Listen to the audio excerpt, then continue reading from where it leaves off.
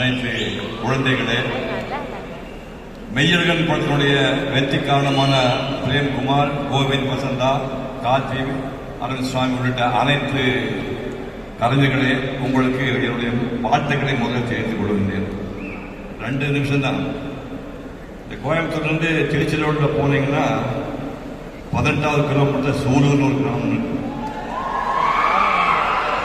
அங்கிருந்து ஒரு 3 கிலோமீட்டர் போனா காசி கவுண்டன் புதூர் அப்படின்னு ஒரு கிராமம். இப்ப நீ சூழல் போய் அந்த ஊர் மக்களை கேட்டீங்கன்னா காசி கவுண்டன் புதூர் அப்படி ஒரு ஊருக்கு தான் கேட்பாங்க. அவனுக்கே தெரியாது. அப்படி ஒரு ஊர்ல பிறந்து குடிநீர் கிடையாது, பள்ளிக்கூடம் கிடையாது, டாய்லெட் கிடையாது, ரோடு கிடையாது. அப்படி ஊர்ல பிறந்து முதல் SSLC பாஸ் பண்ணவன் நான்.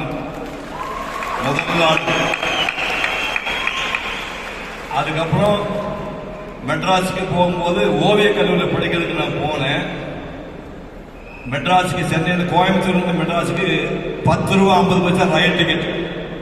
அது ஸ்டூடெண்ட்ஸ் கன்செஷன் வாங்கி கொடுத்தா 5,4 ரூபா. 5,4 ரூபாய்க்கு இந்த கோயம்புத்தூர்லேருந்து மெட்ராஸுக்கு 7 வருஷம் நான் பயணம் பண்ணுவேன் ரயில்ல. அதுக்கப்புறம் 7 ஆண்டுகள் ஓவியம் படிக்கிறதுக்காக இந்தியாவை பூரா போய் படிக்கிறதுக்கு எனக்கு ஆன செலவு 7,500 மட்டும்தான் 7 வருஷத்துக்கு. அதுக்கப்புறம் சினிமாக்குள்ள போனேன்.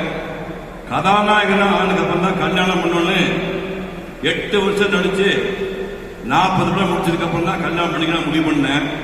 நான் தயாரான உடனே சினிமாக்கார பயலுக்கு எவ்வளவு பொண்ணு கொடுக்க பண்ணிட்டோம்.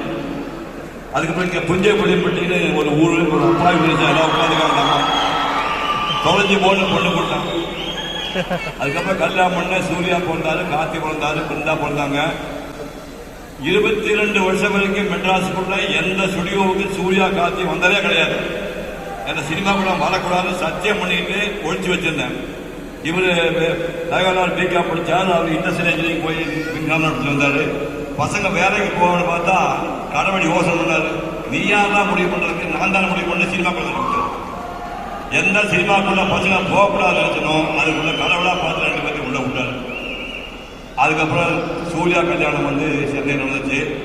கார்த்திக் கல்யாணம் 2011 இதே கொடிசியாவில் 2011 நடந்துச்சு. இப்போ அதே கொடிசியாவில் இவங்க உருவாக்குற படம் மெய்யழகனுடைய ஆடியோ காட்சி நடக்குது. இதை விட சந்தோஷமான செய்தி என்ன இருக்கு? இதெல்லாமே தமிழ்நாட்டு மக்களும் உலகளாவிய தமிழர்களும் போட்ட பிச்சை. உங்களுடைய அன்பும் ஆசீர்வாதம் எந்தெந்தும் வேண்டும் என்று கேட்டுக்கொண்டு விடைபெறுகிறேன். நன்றி.